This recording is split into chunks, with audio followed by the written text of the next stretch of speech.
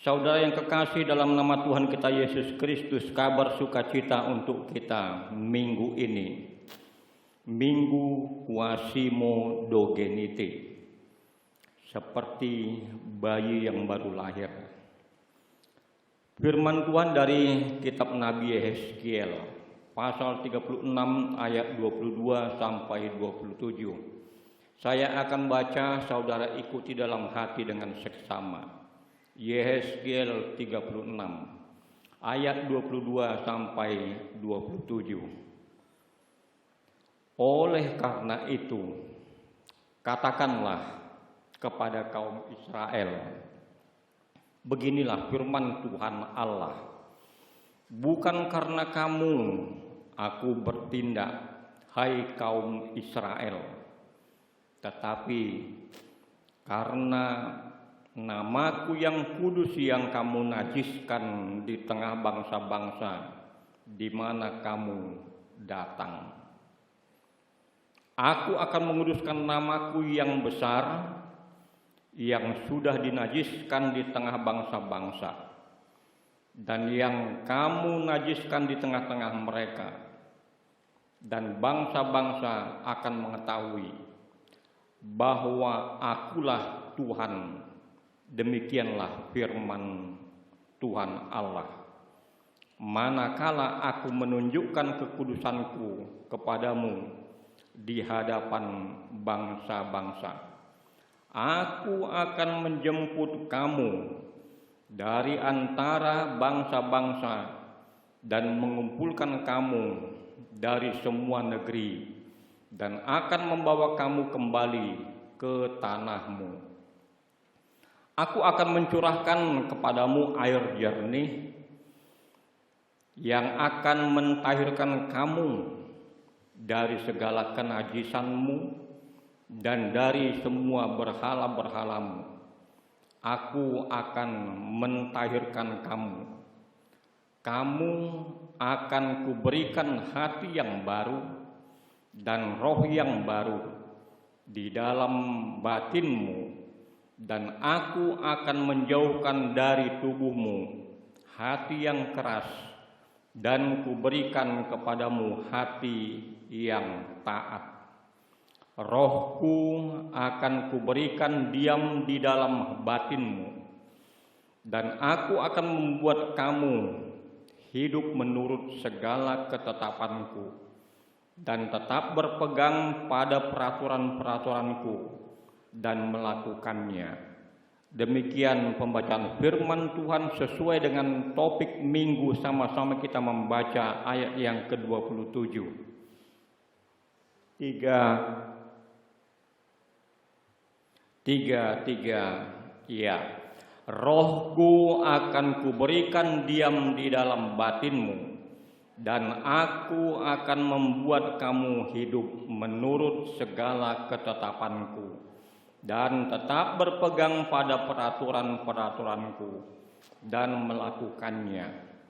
Saudara yang kekasih, dalam nama Tuhan kita Yesus Kristus, secara khusus Par Guru Malua HKBP Wahidin Baru, kitab Yehezkiel adalah salah satu topik materi pembelajaran dalam setiap perguruan.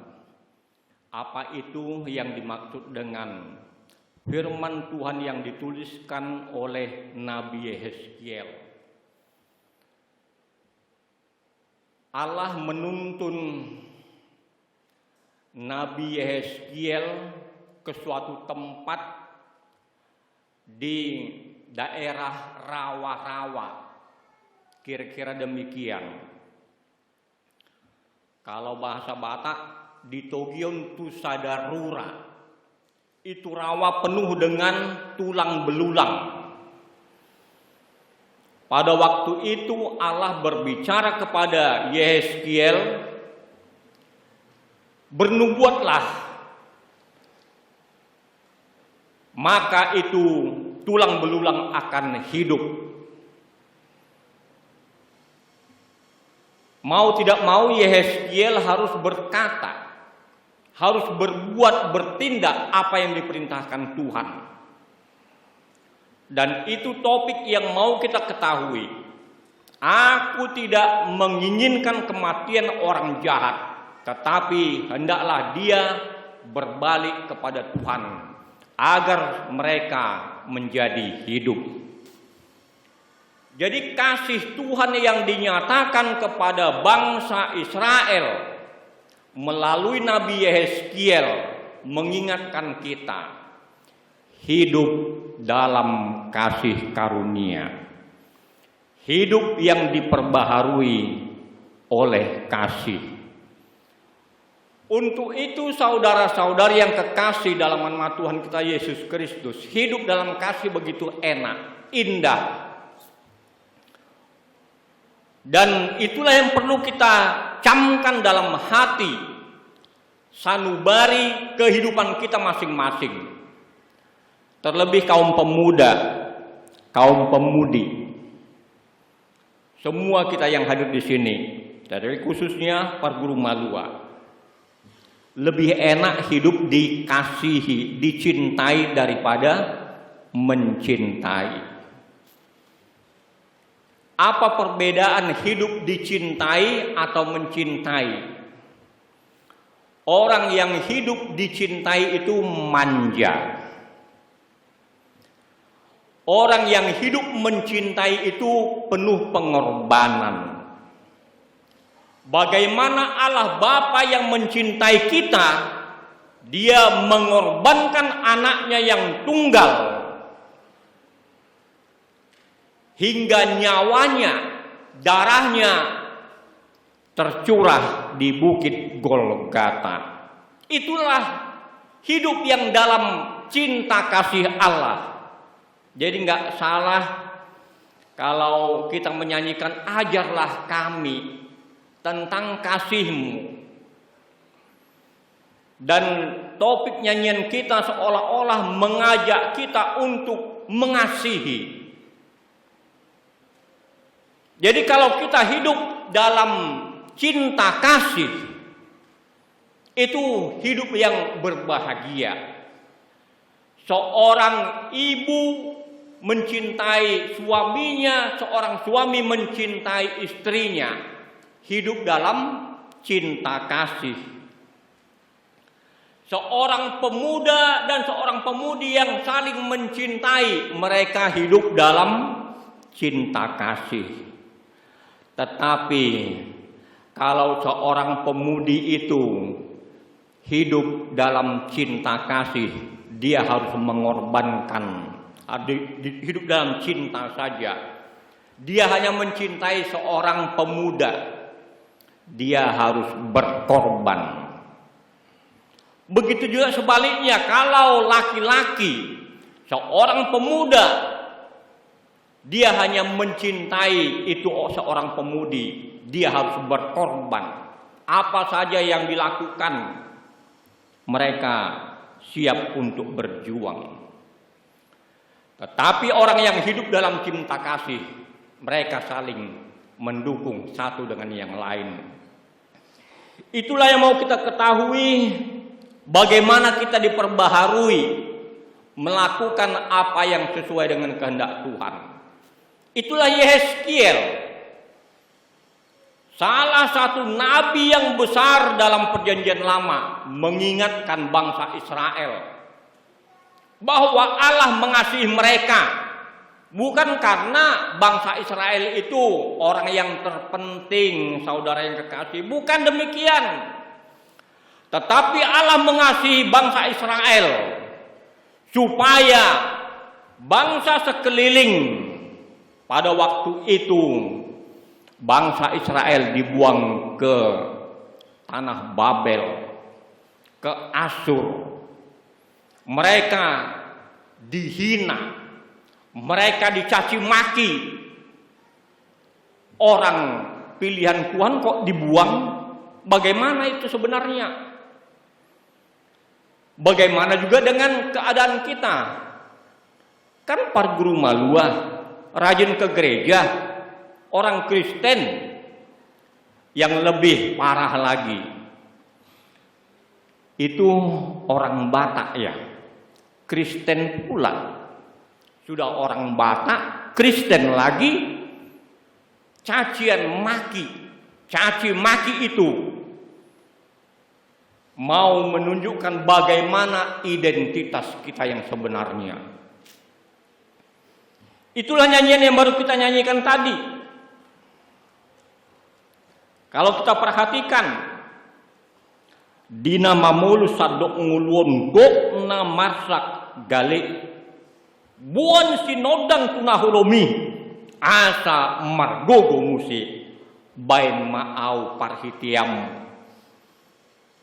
Pakailah aku menjadi saluran berkat bagi orang pasu-pasum mabaur mai ali Tuhan patu pamaau bain pasu-pasu tudongan sude.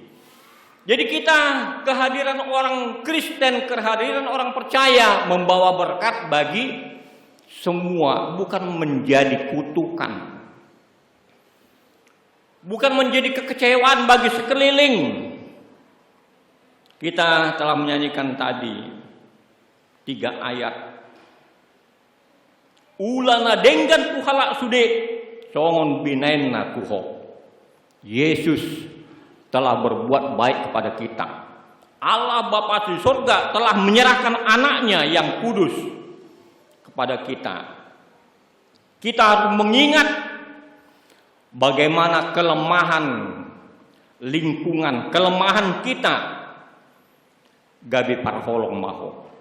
Kasih yang menghidupkan dunia ini. Tanpa kasih hampa segalanya. Gak ada gunanya. Capek kita. Firman Tuhan mengingatkan kepada jemaat Korintus. Sekalipun tubuhmu kau berikan rela untuk dibakar, tapi tanpa kasih sayang, sia-sia itu pengorbananmu. Sekalipun kamu pandai berbahasa roh, tanpa kasih nggak ada artinya. Kasih mewujudkan bagaimana cara hidup kita, hidup bergandengan tangan satu dengan yang lain, hidup yang saling menopang satu dengan yang lain, nggak merongrong. Inilah cinta kasih. Saudara yang dikasihi Tuhan, firman Tuhan mengingatkan kepada kita jelas. Mohon ditampilkan ayat yang ke-22.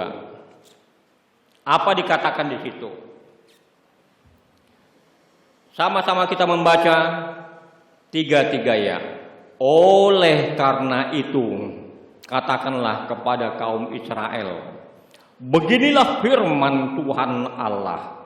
Bukan karena kamu aku bertindak, hai kaum Israel, tetapi karena namaku yang kudus yang kamu najiskan di tengah-tengah bangsa-bangsa di mana kamu datang. Tuhan merasa namanya telah dinajiskan, dilecehkan karena kelakuan bangsa Israel sehingga mereka dibuang ke tanah Babel, dibuang ke Asyur. Mereka nggak sadar juga. Akhirnya apa yang dilakukan Tuhan? Ayat yang ke-23. 3 ya. Aku akan menguduskan namaku yang besar yang sudah dinajiskan di tengah bangsa-bangsa dan yang kamu najiskan di tengah-tengah mereka, dan bangsa-bangsa akan mengetahui bahwa akulah Tuhan. Demikianlah firman Tuhan Allah, manakala aku menunjukkan kekudusanku kepadamu di hadapan bangsa-bangsa. Kita mau mengerti bagaimana sewaktu Allah memanggil Musa. Musa membuka kasutnya karena melihat semak belukar menyala-nyala terbakar tapi enggak hangus. Akhirnya Tuhan mengatakan, Musa, tanggalkan kasutmu karena tempat ini adalah kudus.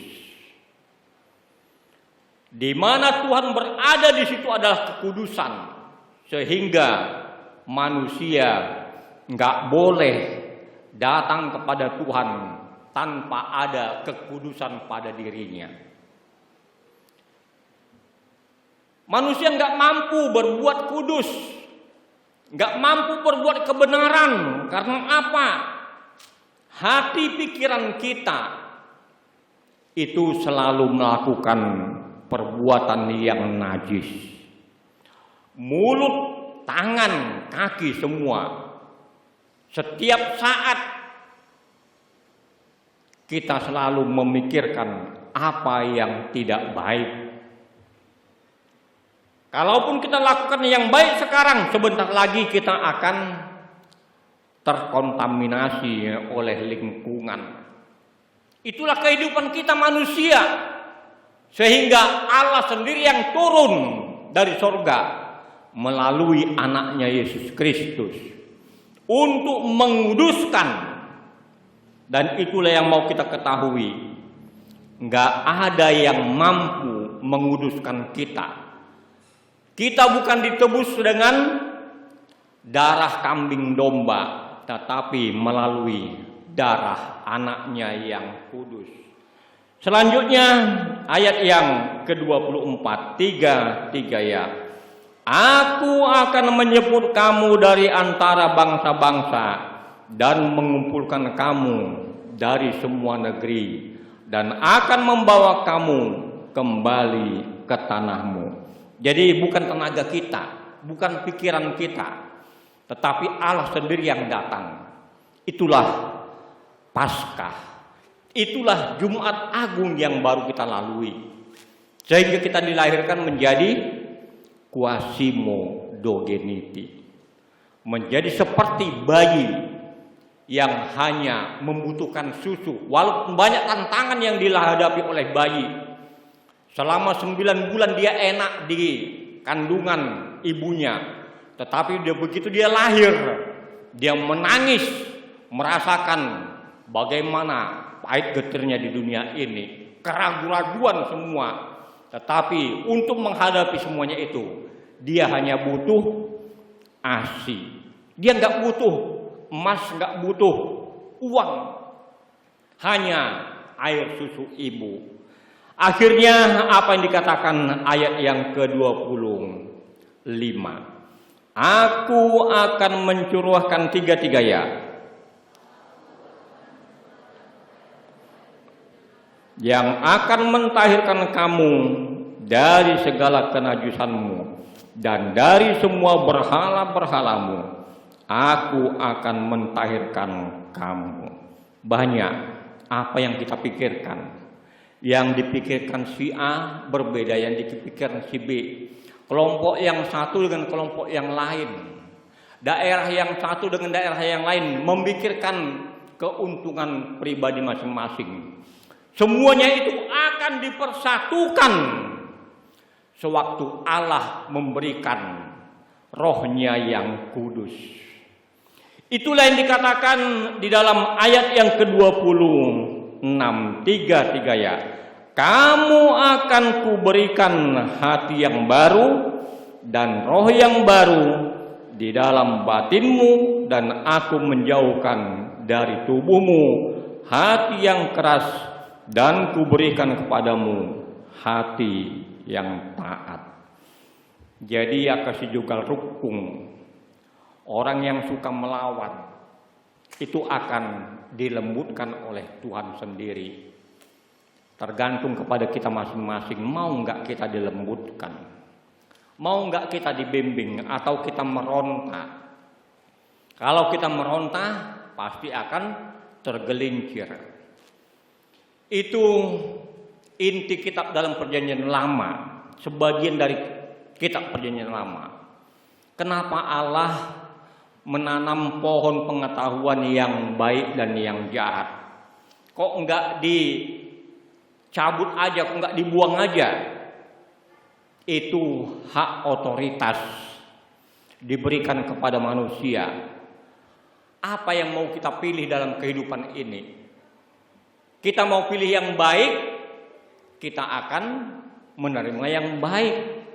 Kita pilih yang jahat, akhirnya apa yang terjadi? Kematian mengintai kita. Saudara yang kekasih, inilah yang dikatakan inti Minggu Quasimodo-Geniti. Tuhan memperbaharui kita dan kita dituntut untuk melakukan apa yang sesuai dengan kehendaknya. Ayat yang ke-27, 33 ya. Rohku akan kuberikan diam di dalam batinmu, dan aku akan membuat kamu hidup menurut segala ketetapanku dan tetap berpegang pada peraturan-peraturanku dan melakukannya. Jadi kalau kita hidup di dalam Tuhan, roh Tuhan telah diberikan kepada kita, akan melakukan apa yang sesuai dengan ketetapannya. Kita bersatu dalam doa. Firman-Mu mengingatkan kami untuk hidup dalam ketetapan-Mu. Karena Roh-Mu telah Kau curahkan kepada kami melalui ibadah Minggu sore HKBP Wahidin Baru. Saat ini mengingatkan kami agar kami menerima Roh-Mu yang kudus itu, sehingga kami boleh melakukan apa yang telah Engkau tetapkan di dalam kehidupan kami masing-masing. Berkati firman-Mu berakar bertumbuh dalam kehidupan kami masing-masing. Berkati jemaat-Mu yang berduka saat ini, agar mereka mendapat penghiburan yang daripada-Mu saja. Keluarga Simanjuntak Boru Manurung, sektor 4. Biarlah gereja-Mu memberikan dengan sukacita sikat ni ilu manetek. Berkati semuanya itu menjadi kemuliaan nama-Mu. Banyak jemaat-Mu yang saat ini nggak dapat hadir oleh karena apa saja tantangan yang dihadapi. Kami yakin percaya Engkau tidak akan membiarkan mereka satu persatu jatuh di dalam tangan iblis. Terima kasih Bapa Surgawi, Bapa yang telah kenal dalam Yesus Kristus. Ampuni segala dosa perbuatan kami. Amin.